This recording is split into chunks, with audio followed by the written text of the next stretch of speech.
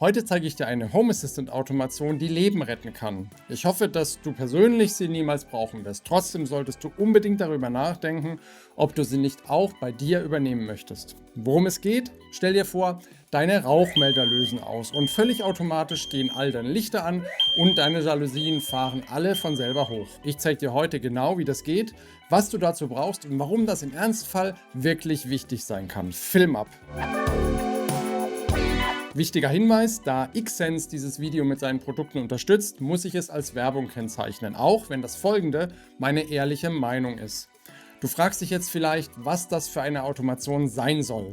Lass mich das erklären. Stell dir mal vor, es ist mitten in der Nacht, deine Rauchmelder schlagen an, alles ist dunkel und deine Jalousien sind unten. Es ist verraucht und du bist gerade aufgewacht, völlig orientierungslos. Ein Nachbar hat schon den Rauch gesehen und die Feuerwehr alarmiert, doch die sieht nicht wirklich von außen, was in deiner Wohnung vor sich geht. Kurze Zeit später fällt der Strom aus. Du realisierst, dass das Treppenhaus schon völlig verraucht ist und dass du dort nicht mehr rauskommst. Und die Rollläden sind geschlossen und fahren elektrisch zumindest nicht mehr hoch. Sie blockieren dir den letzten Weg ins Freie und du sitzt in der Falle. Und genau deshalb ergibt diese Automation hier Sinn. Sobald dein Rauchmelder auslöst, schaltet Home Assistant alle Lichter an.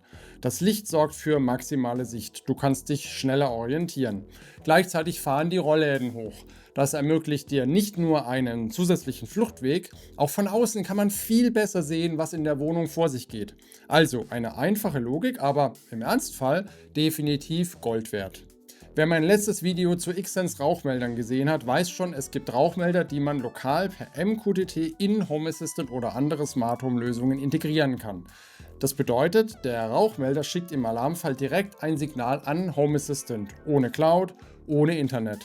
Und das ist jetzt hier wirklich wichtig, denn wer weiß, ob das Internet in so einer Situation noch verfügbar ist. Sicherheit geht hier definitiv vor. Genau dann greift diese Automation hier trotzdem, weil alles lokal läuft, ohne Abhängigkeit von irgendeinem externen Server. Wenn du mein letztes Video noch nicht gesehen hast, kannst du später mal reinschauen. Ich packe dir den Link in die Beschreibung.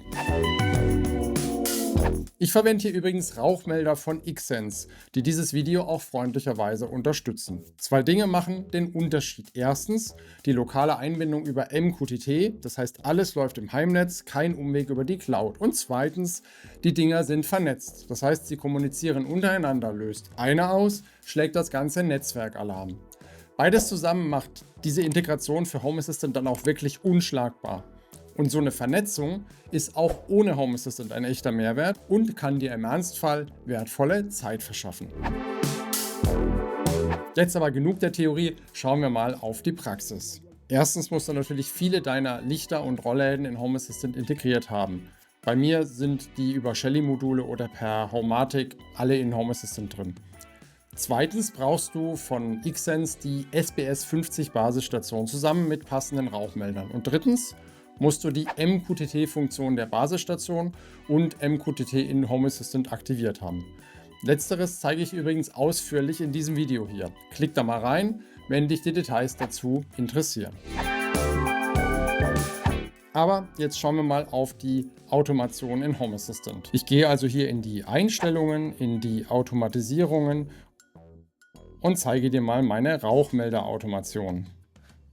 Jeder Rauchmelder hier hat eine Entity Smoke Status und das habe ich hier für alle meine Räume integriert. Das Arbeitszimmer, den Flur, Abstellkammer, Wohnzimmer, Schlafzimmer und der Zustandsübergang, auf den hier gefiltert wird, das ist der Zustand von beliebiger Zustand zu erkannt. Also sobald einer der Melder Rauch erkennt. So, das ist der Trigger und ja, dann bei den Aktionen ist es relativ naheliegend. Ich schicke zum einen eine Benachrichtigung an mein Mobilgerät raus, in der ich hier extrahiere, in welchem Raum der Rauch primär erkannt wurde. Und dann löse ich natürlich hier alle Jalousien in meinem Dachgeschoss sowie alle Lichter in meinem Dachgeschoss aus.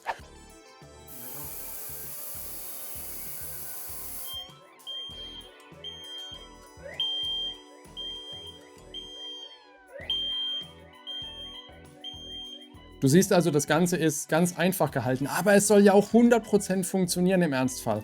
Also keine ausgefallenen Spielereien hier, ein Trigger, 3 Aktionen und fertig ist die Laube. Das Schöne an der Xsense-Integration hier ist, dass du hier gar nichts manuell konfigurieren musst. Sobald du MQTT aktiviert hast, tauchen die Rauchmelder in deinem Home Assistant automatisch auf. Und wir schauen mal beispielhaft hier auf einen drauf.